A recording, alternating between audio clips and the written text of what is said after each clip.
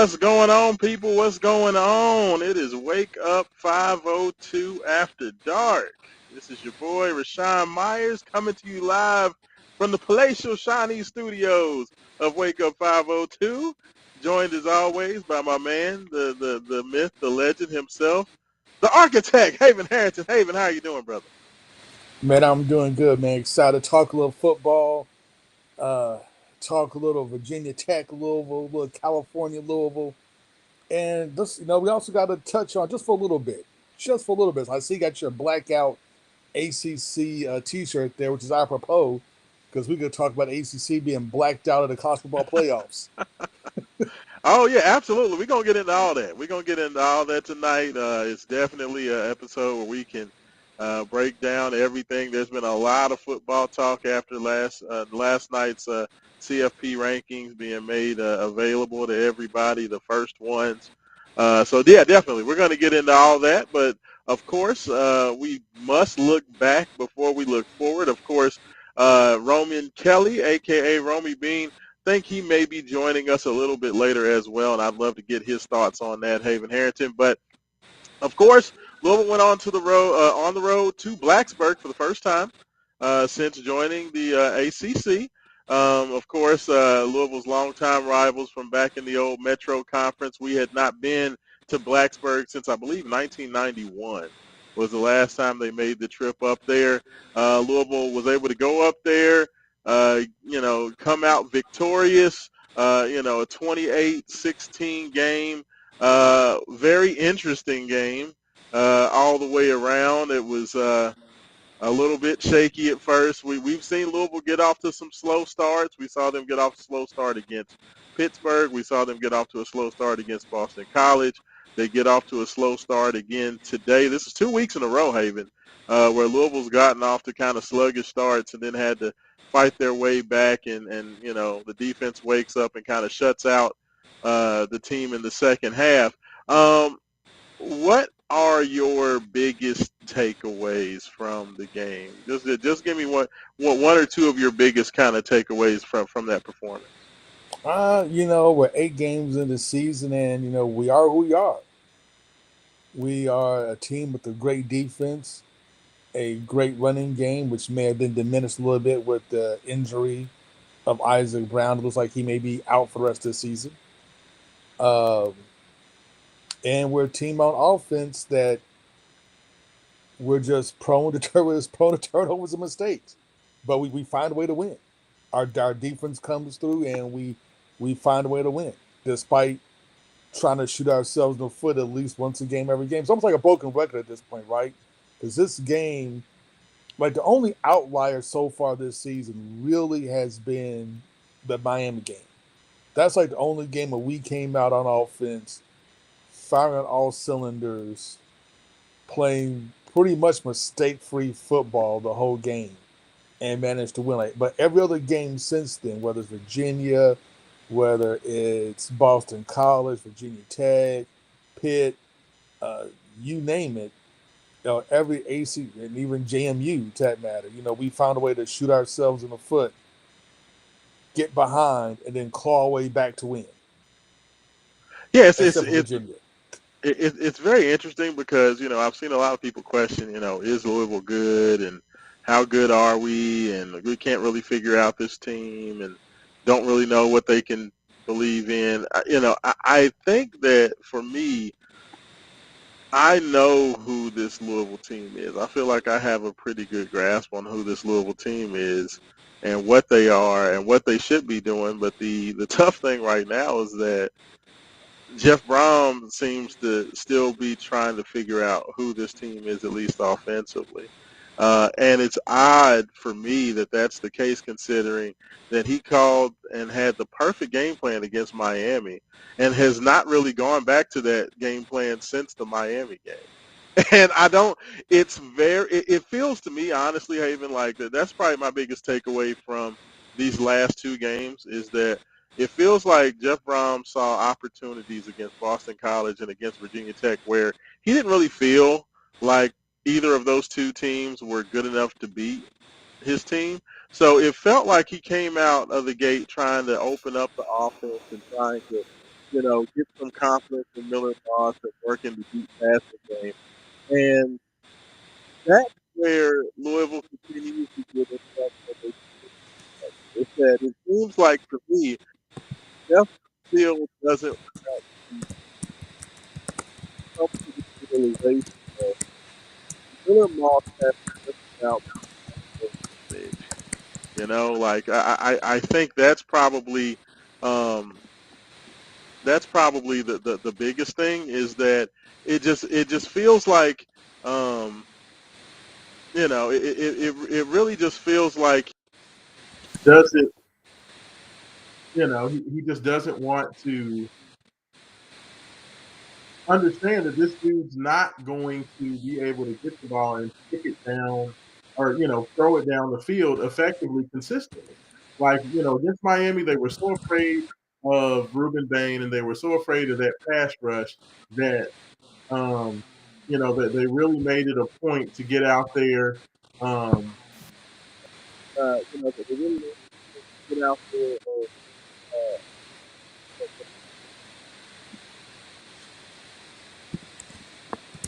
Yeah, and I understand what you mean, man. They're trying to, that they're trying to make it so what Jeff is trying to do, and this was so annoying, right? Because Jeff, God bless his soul, he wants a drop back passer that can just sling the ball downfield so bad.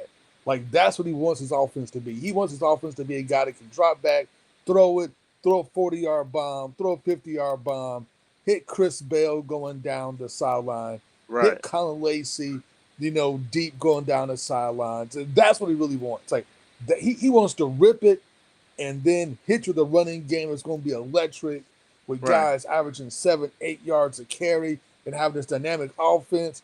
He wants to score 50 points a game like IU. Like, that's what he wants. Well, and But that's honestly, not what he has. but Haven, honestly, really and truthfully, he can have that offense. He just can't have that offense the way that he wants to have that offense. Like, you know what I mean? Like, he can score all those points because he has a good defense that gives you these additional possessions and additional opportunities. The thing is that he's going to have to slowly matriculate the ball down the field, maybe But getting that's it. not missing. But that's what he wants to do. He wants to be like IU, where the guys, where you're watching highlight films, ESPN. If you don't have YouTube TV, watching highlight reels of ESPN, where the guys like ripping these 30, 40, 50, 60-yard bombs. And, the guys are beating the defense deep and he's throwing it right in the basket. Like, that's what he wants. But guess But what? that's not Miller Moss. I was gonna say if that's what you want, then don't go get the the scratch and dent discount quarterback out of the recycle bin. You know what I'm saying? Like if that's what you want, then go get a quarterback that can do that. But unfortunately, that's not what you have. You're 8 weeks, you're 8 games into the season. I feel like you should know that by now. Does that like if it feels like I understood going out after the Miami game, Haven, and trying to come out against Boston College and trying to see, okay, let's see if Miller Moss, now that he has the confidence of going to Miami and getting that win, let's see if we can open it back up a little bit and he can do better. I understand that. I'm okay with that. But are you surprised at all that after not having success and having to struggle mightily before finally putting Boston College away, are you surprised that Jeff Brown went back to the well again against Virginia Tech on the road? He just can't help himself. It's like, Miller Moss can't do that. Your offensive line can't block that long. Why are you still trying to get me? We've been calling for this literally since Eastern Kentucky. Yeah, Since Eastern Kentucky, we've been like, dude, short passes. Miller Moss does not need to hold the ball longer than 2.5 seconds. That's it. Anything longer than that is a turnover waiting to happen. yeah, Don't roll him out the pocket. What are you doing? You know he can't throw the ball on the run. His accuracy just drops like a rock as soon as he leaves the pocket. 3 seconds at the most. yeah, Give him a read, give him an easy read, an easy out, a drag across the middle. Tight. The same stuff we've been saying all year. Just that's your passing game. That is your passing game. Miller in the offensive line can't do anything else. I'm sorry. Have you seen a deep bomb literally all year? I'm trying to think of how many successful downfield throws that Miller has completed this year, honestly. And I can think of a few. And honestly, half of those came against Eastern Kentucky in the first game versus a FCS opponent. And one of those was Dakari Collins, who was in triple coverage that just Yeah, mossed all three of those dudes. yeah, yeah, yeah. I mean, none of your super successful pass plays have come from more than 10 to 15 yards down the field at most, and most of them have come between 5 and 10 yards down the field. Your biggest plays have been from a running game. Yeah. I Your mean, even biggest plays even have been Steve from running game. Sarkeesian, even Coach Sarkhaven has realized that, you know what, Arch Manning can literally only throw screen passes. I'm only going to throw screen passes and 5 yards downfield to the tight end because that's all Arch can handle, and I'm just going to let my Texas athlete and lean on my defense. Literally, Texas is running the offense. I mean, Miller Moss is not as bad as Arch. Like Miller can at least go 5 to 15, like he can at least go 5 to 15 and throw that little slant, that quick slant. He's good at that. Arch can't even do that. But my point is this: Texas has figured out what works for Arch Manning, and they're maximizing what he can do well. And that's the only thing that's been super frustrating for me is that Jeff Brom just seems to refuse to accept who Miller Moss is as a quarterback. This Louisville team is like the beginning of that book. It was the best of times. It was the worst of times, right? Because that's what this team is so maddening because you know how much talent they have. Like War and peace. you know how much talent they have, but yet and still they just, for whatever reason, refuse to put everything together. They just refuse to put everything together. Like there's going to be a stretch of the game, and it happens every game except for Miami, where they're going to go at least 10, 15 minutes and look like they have no idea what they're doing. Like the defense will still be okay. The offense will just be like they don't know what they're doing. Miller Boss is trying to throw an interception. He doesn't do it, and he winds up finally throwing an interception. There's a crazy fumble there. It's just, but then they right the ship, and next thing you know, they bust off a couple of big runs. Game's over, and that has been Yeah. like literally the playbook like all season long, except for the Miami game where they played hard the entire game. And you know what's crazy, Haven? Is the places where Louisville had the most deficiencies, that we've harped about. We've harped about the punting being terrible. The punter has gotten better. He's gotten a little solid, even though he did get a punt block against Virginia Tech, because he was just way too slow getting rid of that football. But other than that, his punting average has gone up, and the offensive line, since they got Trevante Sylvester back, has been much better. Once Sylvester came back versus Miami, against Boston College, and against Virginia Tech, the offensive line has done a much better job in the running game, and now they're handling business. Literally, the only two spots where Louisville is still consistently inconsistent is with Isaac Brown being able to hold on to the football in the running game, and Miller Moss's inconsistency as a passer. And apparently Isaac Brown being healthy is also an issue because he Yeah. pulled his hamstring up on the run. He may be done for the year. I put my hamstring in high school, and it's not the easiest thing to come back from. I mean, I Lamar will, Jackson was out, what, 3 games, three full yeah, games? Yeah, so I mean, there's a chance that Isaac can come back, but you're looking at, at the most positive estimate, you're looking at possibly SMU. But I mean, this could go until whatever postseason Louisville's playing for before we see Isaac again. So you've got to hope. I know there's been a lot of questions about Duke Watson and if he's going to come back. Jeff Brom said he's going to hope that Duke can give it a go. Duke was dealing with a kind of a high ankle, so I know that's kind of one of those tricky injuries as well. But hopefully, he's going to be ready to come back, and he's going to be able to come back because if you don't, then you're pretty much Keywan Brown and Braxton. What's the kid's name? to Keywan Brown and two true freshmen. So yeah, so if those guys don't come back, we're stuck with Keywan Brown and two true freshmen. So that's gonna, it's gonna be tough. Yeah, But I you know mean, what?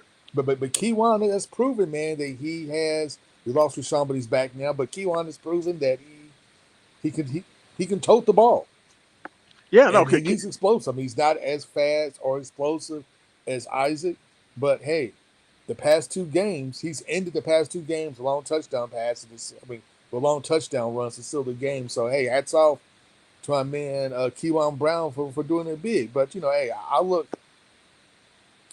I'm excited to see what Louisville's going to do next. yeah, yeah, and you know what?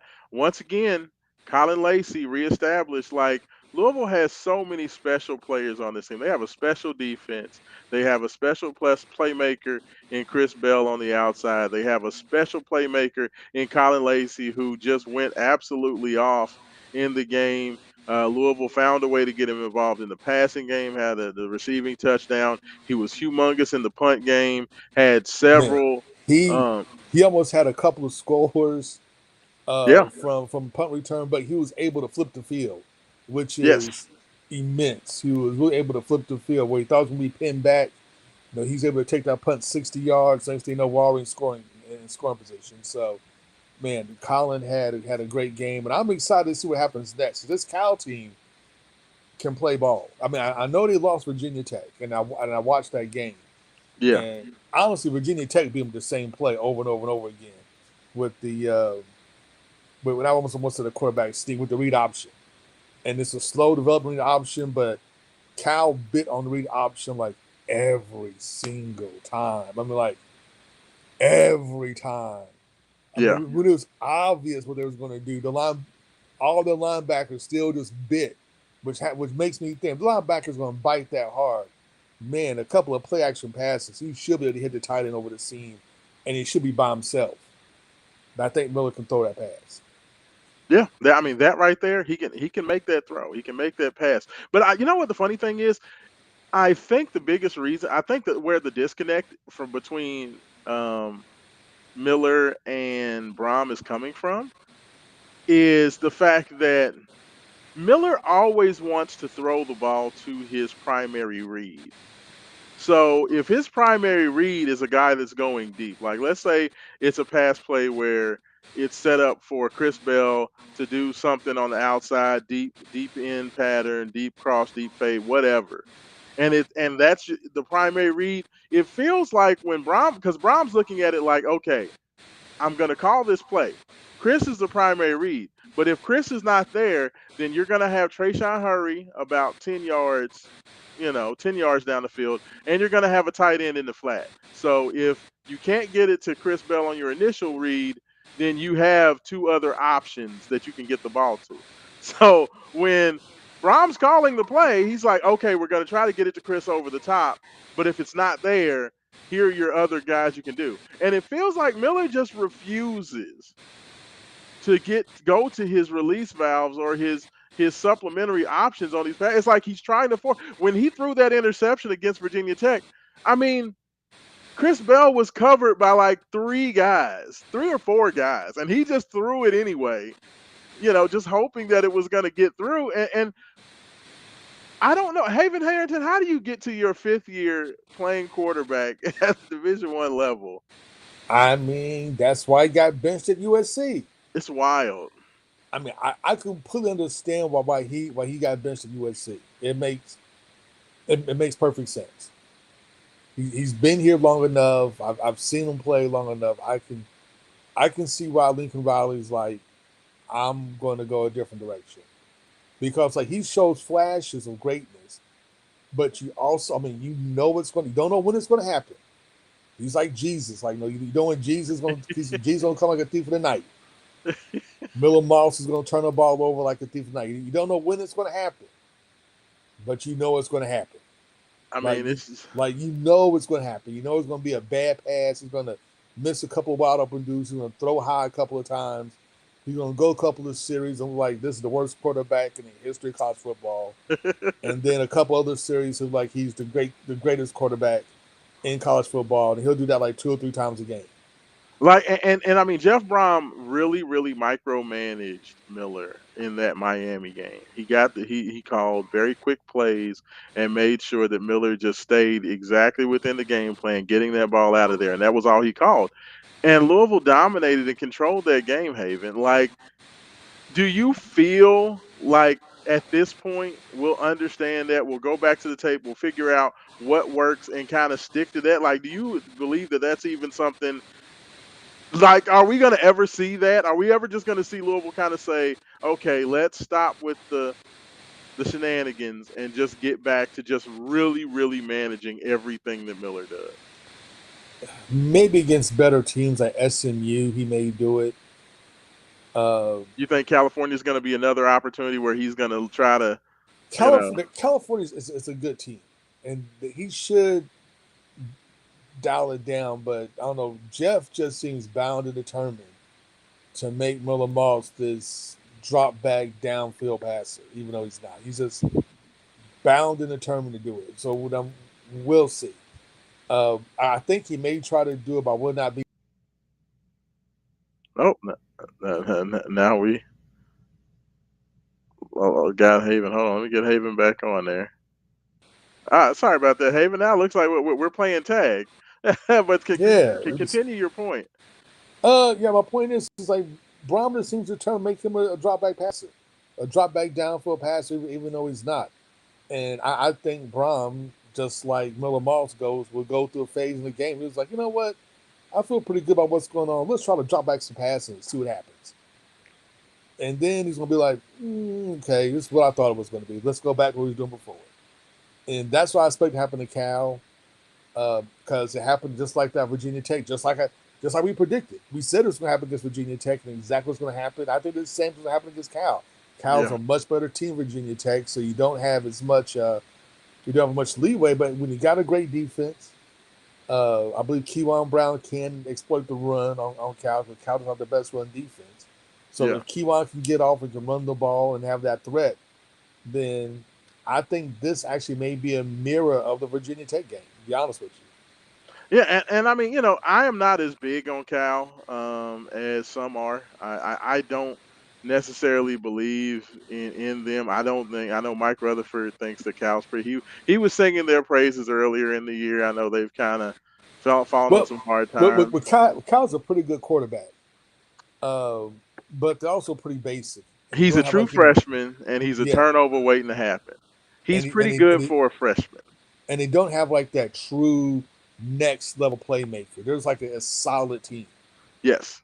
Yeah. I mean, that's fair. I mean, and that's the type of guy that it feels like this Louisville defense should be able to go out there and make some things happen.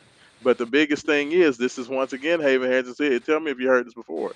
This is another game where the only way that this team can stay in this game with Louisville is with the turnover, with It's, the it's the silly mistakes. just like Virginia Tech. If you can keep within one turnover or less, you should be okay. Louisville got away with the kind of block punts a turnover, which it is. Louisville had two turnovers against Virginia Tech, still able to win. Yeah. And I think the same thing with Cal. You can keep it within a turnover and less, and maybe you get a couple of turnovers yourself. If the turnover battle's even, we'll win. If we just lose the turnover battle by one turnover and it's not an immediate touchdown, we'll win. Yeah, I would love to see Louisville. Louisville has had at least one turnover in every game this year. Every game.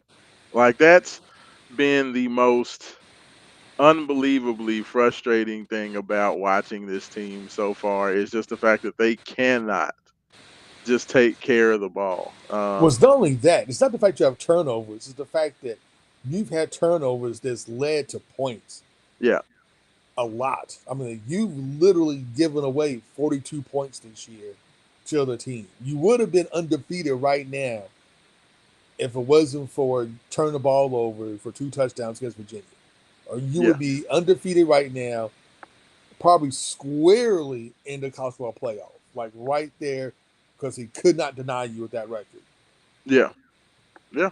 No, that's fair. I mean, and I think that Louisville's going to go out there and I think they're going to put their best foot forward. But before we get into kind of the prediction, quote unquote, and the kind of talk about specifically what you want to see from California, we do of course have to announce our That Boy's Good Wake Up 502 That Boy's Good Player of the Game. In Uh, honor of our brother Joe Kelly, that's that right. boy's good player of the game this week goes to your Hold favorite on. and mine, Let's see. Hold on, hold on. Let's see if we can do it. Yeah, I got. Hold on, wait, hold on. Oh, oh, close. Hold Oh, on. I'm trying to channel my inner Roman Kelly, but hold on. I got it. I got you. Let's see. Where'd he go? Drum roll, please. And here it is. oh, I see it. There we go. There it is. Colin Lacey, that boy's good. Player of the week. Give it up to him. 193 all-purpose yards. The man did the thing in the return game. I'm gonna tell you, he flipped the field a couple of times. He was the man. Give it to Colin Lacey, number 5 for Louisville Like Cardinals. No, Colin Lacey. It was definitely a well-deserved honor. The young man was all over the field.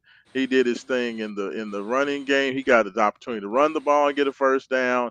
He caught 6 passes for 53 yards, including a receiving touchdown. Was a monster in the kick return game. I mean, he was just all over the place. All-purpose yards, 193, 106 on the punt return, 33 on the kickoff return, 53 in the receiving game. So just dominant, dominant performance from Colin Lacey. Now our second two-time winner of the Dat Boys Good Player of the Week trophy award. So congratulations to Colin Lacey for getting that done once again, and just congratulations to him. So shout out to him, Haven Harrington. Um, like I said it before and I'll say it again, man. Louisville is blessed to have two of the biggest and best playmakers in college football. You want to know, actually, three of the best playmakers in college football, because you have Colin Lacey as a special teamer and an all purpose guy. You have Chris Bell, who's one of the 4 or 5 best wide receivers in college football. And you have Isaac Brown, who's, one of the 4 or 5 best running backs in college football. You I want to know why, mean, you go got ahead. the trifecta. The only thing he misses is a quarterback. Yeah, literally. Literally. I mean, it's amazing. Like that this team is this good. And I mean, I don't want to say this is a carbon copy to Jeff Brom's first team, but because I actually honestly think that Louisville's playmakers are better this year than they were with his first team at U of L. I would agree. I His playmakers are better. his playmakers are better. I think the defenses are about similar.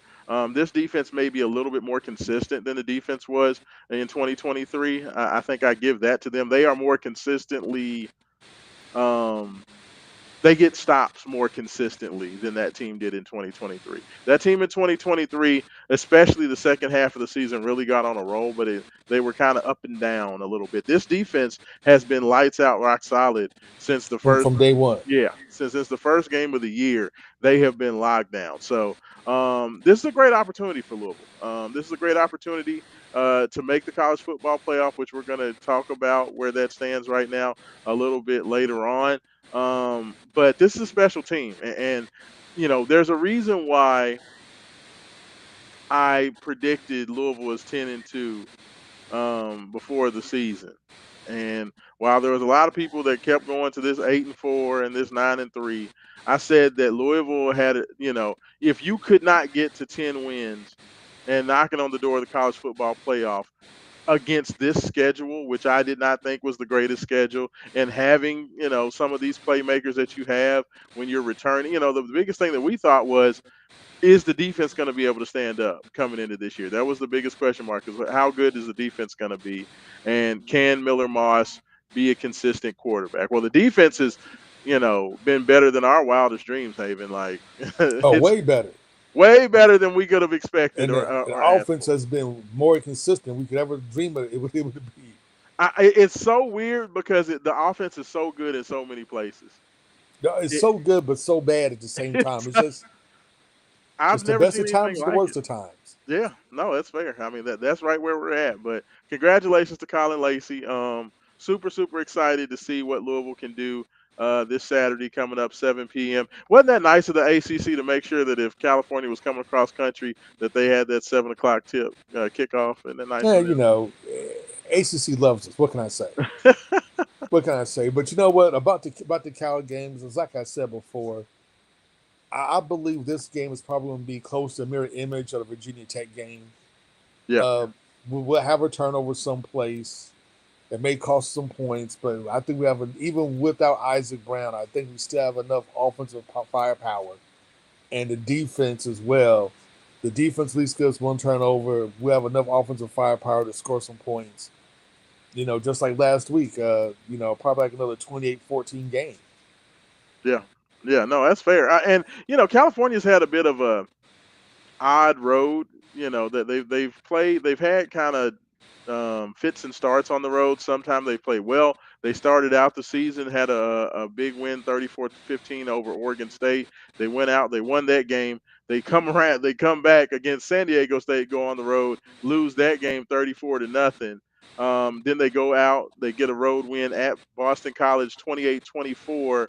Um, which was their last road game. And, we'll see what happens against Louisville. So, I mean, they've gotten blown out once on the road. They blew out somebody once on the road. Then they played a really close, kind of tough road victory over a Boston College team, which we know to be not that great. So, like I said, I think that this is a game where, especially with Louisville's veteran, very aggressive, very successful defense, this California team at times is going to want to get this ball down the field because this quarterback can sling the ball.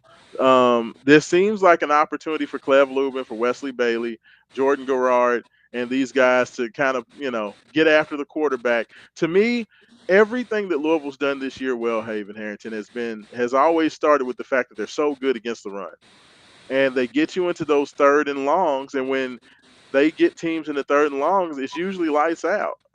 So Yeah, I mean that to me is the biggest key to the game. Is California, I'm sure is going to want to establish the run early, and if they can get those guys into second and long, third and long, there's no reason why they couldn't go out there and put on a show. But like, let me ask you, because the turnovers have been such a big key to this. Do you feel with the fact that Louisville's not going to have Isaac Brown, and we don't know if they're going to have Duke Watson available? We won't know what Duke's status is until we get the first injury report tomorrow. Um, if you're Jeff Brom and you're putting together this game plan, do you think that Jeff, because he doesn't have Isaac Brown, will he be less aggressive? Like, do you think that he'll maybe call a more no, I don't. conservative I, game I plan? don't think. I don't think Jeff will change at all because you have to have faith in Kiwan. And Kiwan has shown that one, he can tote the rock, and B, he doesn't fumble. Yeah. So hey, you just trust what can Brown do for you, and trust with Kiwan. Keywan And and Braxton Jennings, if because I know Jamaris Wilder, he's been on the injury report every week since then. I yeah, think Jamaris has only I'll played be in one game. surprised if you see a lot of Braxton Jennings, but I think you're going to get a heavy dose of Kiwan Brown, and if Duke Watson's even 60%, he'll probably play a couple of downs just as a change of pace back. But I truly believe we're going to get Kiwan You Brown think some we bit. might get 20 plus carries for Keywan Brown? Yeah, yeah. It's, I think Kiwan will take all of Isaac's carries. Like I said, he's not quite as explosive, but he's explosive enough. and he's consistent. And he's consistent. He doesn't fumble. As you saw at the end of games, Jeff trusts Kevon with the ball. And the past two games, he's busted a water, he's busted touchdowns, Yeah. long touchdown runs, iced the game away. So I fully expect, Kevon to get the ball heavy. Like I said, 28-14. It's going to be a mirror of the Virginia Tech game, probably a mirror of the Boston College game. I don't think we'll sweat as much we did with Boston College. Um, but yeah, I think we get it done, and then it's for Louisville going forward, you just got to keep winning. The only way Louisville's gonna make the college football playoff now is they have to win out. They have to go 11-1 and make the ACC. Actually, even if they don't make the ACC championship game and go 11-1, I still think they ACC may get two teams in because one will be to deny Louisville at that point. Because 11 Louisville will have a much better record than let's say a 10-2 Notre Dame or a 9-3 Texas. Yeah. And I know they probably want to jump us with those. Well, Notre Dame's right ahead of us, but I can definitely see them being hard to let us out, especially when our only loss would have been against currently undefeated Virginia team. But we beat Miami. We beat a JMU team that's also 7-1, that hasn't lost a game. It's actually has been mauling people. So we beat Miami. They were number two at Miami. Uh, we beat a number 24, 25. I think Pitt's about to enter the top 25. So we beat a very good Pitt team, and then they keep rolling. Beat a very good JMU team. So like Louisville's resume, I mean, you watch Louisville play, it's amazing that they're 7-1, but hey, we just keep winning. And right now, our resume is a lot better than some of those teams ahead of us in college football playoff. But you know what? I'm okay with that. I'm okay with that. So just have to keep winning. Yeah, no, and I like your game plan. I agree with you. In my personal opinion, I think that um, it will be a heavy Isaac. I mean, Keywan Brown game. I don't know if it'll be Eric Shelton esque, but it could possibly. Let's go old school. Let's get the fullback out there. Let's go heavy package and just beat up on these boys from the West Coast. I would love it. But one thing, if we can do Haven Harrington, because there was seemed to be a lot of it last week, can we please retire some of these bootleg? Like Brom really got bootleg heavy last game. He kept Well, wanting to roll Miller Moss out for some reason last week. I the, don't know the, what that was about. that's because we've watched some of the film on Vatek. They've been susceptible to mobile style quarterbacks. So I think Brahma's like, Miller isn't the most non mobile guy. So, let's try to kind of run him out the pocket and see if we can create some mixed matches downfield. But I mean, that's just not Miller's not accurate enough to run and throw at the He same time. doesn't seem to throw the ball well on the run. He just doesn't. Not at all. It just that was it was so funny because like I don't know if Louisville had run that many bootleg plays the whole season, and Jeff ran like 8 or 10 of those bootleg style plays. It was very weird to see. But let's retire the bootleg this game. If you want to go to play action quick out, out of an I formation and just kind of go with that, I'm okay with it. But um, let's just kind of stay away from the bootleg game. I didn't think it was really doing anything, and all it did was serve for me to Yeah. get nervous that Miller was gonna mess something up more than anything. But yeah, I would like to see a heavy Kiwan game. I would like to see um, I'm okay with Braxton Jennings. Honestly, I liked what I saw from him. I know he's a walk on redshirt freshman, but he carried the ball strong in his opportunities against JMU and his opportunities against EKU. He was a little bit banged up, and then of course the schedule got tougher, so we haven't seen him since then. But somebody else is going to have to take that load. I don't think that it can just be exclusively Keywan. So I hope that guy is Duke Watson. I don't know if it will be. It honestly, Haven, from listening to Jeff Brom in the press conferences, he keeps talking about how he's going to talk to his people and talk to Duke's people and see if he'll be good to go. That almost feels like code to say we feel like he's ready to go, but Keywan's people keep saying that no, he's not. Do you know what I mean? Like, Well, at the beginning of the season, we kind of thought that Duke may be transferring out because he played 4 games and he's been sitting ever since. yeah, So we thought that maybe this is him just kind of sitting yeah. out, waiting because hit that transfer portal so he can make some money someplace else. Some of this I think that actually maybe some of those discussions like there. I mean, do you think now that they're with the injury to Isaac and him, going down, and the opportunity that Louisville has to make a college football playoff, do you think that maybe changes some of the, that does Yeah, that change the situation where maybe Isaac looks at this as an opportunity? I think that may change the calculus. I think what also change the calculus a little bit is offensive line blocking better and like open up Yeah. running lanes because now if he comes back semi healthy and has that explosiveness and is averaging 9, 10 yards a carry a game, he's gonna make himself a lot of money next year, a whole lot of money. So I think that's some of the negotiations. Like, hey man, look, you got a chance. If you as good as you say you are, and actually as you were last year, come on out, tote this rock for the next couple of games and make yourself some money. Yeah, yeah, no doubt. So, as far as this game is concerned, um, I think that Louisville is going to come out there. I think that uh, I think they'll be pretty good. I think they'll be solid. Of course, I have a feeling that at some point there's going to be some goofy turnover because there's been some goofy turnover in every game. But I agree with you.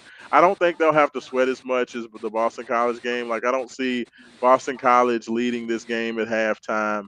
I think that Louisville, I could see them maybe being up 14-7, at the half, and then maybe pushing it out in the second half, making it like 35-14 or something like that in the second half. So that's probably, I'll give my official game prediction on Wake Up 502 on Saturday morning, coming to you 9 to 11 a.m. on 96.1 FM. Uh, but I'm guessing 35-14 right now is how I'm feeling. Yeah, it's just kind of Uh, because. Oh, so there goes Haven Harrington. He keeps disappearing on us. I don't know I don't know what's going on with Haven's situation, but he was about to say something profound. People, I guarantee you, it was about to be extremely profound. I'm sure he'll pop back in here in a second. But yeah, I see that being the most likely scenario for it. I just until California shows me that they can be a really good team. Like this is a team that struggled with North Carolina, and North Carolina's terrible, y'all. Like like North Carolina actually looked like they had an opportunity to win that game. And I'm sorry if you're California and this team has not shown the ability to do like anything with anybody and has just kind of made every team that they played look like, some Hall of Fame squad. I just I can't go with it. I this is another game, and I know I spoke with Roman Kelly on Run In with Roman, or actually no, it was on the Mike Rutherford show earlier this week. They asked me for a vibe check, and I gave them a 10 out of 10 confidence level, which I know Louisville fans hate that, and so many folks are nervous and that they so want for Louisville to win that they don't want anybody being confident because as soon as somebody's confident, that's when problems happen. But hey, y'all know me. One thing that I've always been is a person. I may be right, I may be wrong, but I'm always gonna give you my opinion. And my opinion is, I don't think that California is that good. And the Louisville team sitting here with the defense that they have, and especially sitting in this, because I know Haven said he doesn't think that Louisville will be any more conservative. I definitely think that Jeff Brom is going to close ranks a little bit with no Isaac Brown there. I think he's going to try to call a bit of a safer game. I think you're going to see him probably micromanage Miller a little bit more in this game, and he's going to lean on Duke Watson in that defense. Not Duke Watson. He's going to lean on Keywan Brown in that defense, and hopefully Duke Watson. I mean, I hope Duke is there, but I'm not counting him until I see the game notes. If I see game notes as Duke Watson is probable, then it's on and popping. I would be excited to see it, and I think the Duke would be able to, make some things happen. But we'll see. We'll see with that. Um, I guess next we'll go ahead before hopefully Haven Harrington will be able to join back up on here. Um, I think we need to kind of chit chat with the. Oh, hold on, y'all. He says sorry about that. Um, uh, we got to get into this whole um, college football playoff thing. All right, so college football playoff comes out. A lot of people upset with how the ACC got treated, and how the ACC is looking in the initial playoff rankings and all those types of things. I mean, look, Louisville's coming out they're coming out at number 15 in these college football playoff rankings. Okay, they're sitting right behind Virginia, who's the highest rated ACC team at number 14. Now, it's unfortunate that Miami and Georgia Tech had to lose before the first CFP rankings came out. Because I'm gonna be honest with y'all, if Miami and Georgia Tech, if the college football playoff rankings either came out a week earlier, or if Miami and Georgia Tech don't get upset, I think all of the ACC teams will be rated higher this week. I know that sounds odd, but I feel like a lot of these teams that we see all these two-loss teams ahead of Louisville, and we see all these teams, like Texas, and we see Oklahoma, and we see Notre Dame. I think that in Utah, I think all of these teams are rated ahead of Louisville just because the credibility hit that the ACC took because of Georgia Tech losing and Miami losing. I think that was the big catalyst. Like, in my personal opinion, and I could be completely wrong on this, if that does not happen, and let's say that if Miami wins at SMU and Georgia Tech, gets their win against I can't even remember who they lost to last week. But if Georgia Tech gets their win from last week, honestly, Miami's probably sitting at you know probably number where BYU is at number 7, maybe probably number 7 or number 8 where Texas Tech is. And if Miami's at number 8, I think Georgia Tech's probably at where Ole Miss is at probably number 6. And if that's the case, if you have those two teams sitting at 6 and 8, I honestly think that both Virginia and Louisville are probably sitting at maybe 11 and 12. Probably Louisville's probably 12 in the initial rankings, but I do think that once those two teams lost, the college football playoff committee had all the ammunition that they needed to go ahead and that that completely just flipped this whole deal around. But I think that we'll just have to um, we'll just have to see what we can do about getting uh, you know l- raising Louisville up. Louisville getting where they're supposed to be, and just kind of um, just letting it play out. I mean, because I went back last year and kind of looked at the where Louisville was uh, this time in the very first college football playoff poll last year compared to this one. And Louisville started out number 22 in the initial rankings of the playoff rankings. Um, did not have any sort of fanfare. They were 6-3. All look lost, and to me, if they're able, if they were ended up sitting right outside of the they ended up sitting right outside of the college football playoff. If you remember, they were right there, like that. They were literally right there, um, and I just don't think that people can get too caught up. Sorry about that. I'm sending Haven a new link, so hopefully he can get back in here.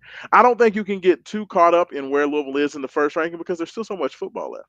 Like all of these all these SEC teams are going to play each other, and the SEC is not going to just flip flop and move these teams and have them replace each other in front of Louisville. Louisville's going to move up. In fact, Louisville could move up. They're 15 this week. Depending upon how some scenarios go this upcoming week, Louisville could be sitting at 13 or 12 when the next college football playoff rankings come out. Not saying that it's likely or that it's definitely going to happen. But when you have like BYU and Texas Tech playing each other this week, that's going to be a big showdown. You have some other big time matchups this week upcoming as well. I mean, when you look at the top 25 games for this upcoming week, you have, let's see, hold on. We have, like I said, we talked about BYU at Texas Tech. That's going to be one that could help Louisville pop up there, depending on, if Texas Tech gets blown out, I could definitely see Texas Tech falling below Louisville. You have number nine Oregon having to go on the road at Iowa. If Oregon loses that game at Iowa, I think that's another one that could move Louisville up in the rankings. So I think that those couple of games are probably the two most likely. You do have a 7-1 Navy team on the road at Notre Dame. Navy's played really well this year. Of course, if they were able to go out there and upset Notre Dame, that could move Louisville up as well. So I mean, we just got to just chill out. I think Louisville has a lot of opportunity. If Louisville was knocking on the door of the college football playoff in year one with 3 losses, then Louisville sitting here with only 1 loss this early in the college football playoff ranking space, there's going to be a chance. There's going to be definitely a chance that this can happen. So I think that everybody just needs to relax on it. Did they kind of screw the ACC? I think they feel like they may have screwed the ACC. But the great thing about the position that the ACC is in, they still have a lot of teams that are going to continue to win football games. Like Pittsburgh has a humongous opportunity for the conference. If Pittsburgh can find a way to go out there and get that win on the road or excuse me, if they can get that win at home over Notre Dame the following week, that's huge. Like that's literally huge for the conference. So, I'll say this is that I understand people being upset about the initial rankings, but considering where Louisville and the conference stood last year, um, you know, were they a little bit better off because Miami was ranked in the top 10 and you had SMU I think at number 13 and then Louisville was in there at 22. There was only 3 ACC teams ranked in the poll. This year, you got 5 teams ranked in the poll, in the initial poll, which they only had 3 last year, and you have all those teams ranked inside the top 20, which you definitely didn't have the year before. So people may say that the ACC is getting screwed. I think that the ACC is sitting in a very, very favorable spot to where the committee is going to end up having to do some serious shadiness to not let at least 2 ACC teams in. So I just think that it may suck that Louisville could have been higher and maybe should have been higher, but I think ultimately the teams that should have been behind them that are in front of them are going to end up losing anyway, so I don't think it's going to matter. A team like Texas is not making the college football playoff, y'all. They still got at least 2 losses in them and may have 3 losses in them. So I just it's just too early to have to worry about that stuff. I'll just put it like that. But I tell you what, we're gonna go ahead. Sorry about the technical difficulties. I was hoping that Haven Harrington would be able to hop back on there, but um, he's not able to get reconnected. So we'll go ahead. If you want to hear Haven's full thoughts on the college football playoff, that'll definitely be going down on Wake Up 502 this coming Saturday morning on WXVW Big X Sports Radio 96.1 FM 1450 AM. We'll be on the Big X there. We'll be breaking down everything pre-California. We'll also be breaking down the college football playoff and giving you our picks for the weekend. So we'll definitely have that and much, much more. Make sure you go to Main Event Sports Show on YouTube, like, subscribe there. Go to Main Event Sports on Facebook as well as Instagram, and check out at ME Sports for all the good things going on with Main Event Sports. Or you can check me out and everything that I'm doing. I'm pissing off all the Kentucky fans this week about the upcoming basketball game, but me and Roman Kelly will more than likely get into that on Breakdown 502 a little bit uh, upcoming later on this week. Or, hey, we might do some of that on Saturday morning as well. But this has been Raashaan Myers and Haven Harrington. Thank you guys so much for checking us out tonight. And like we like to end every show, without struggle, there is no progress. Peace, y'all. Congratulations, Colin Lacey. That boy's good player of the week for the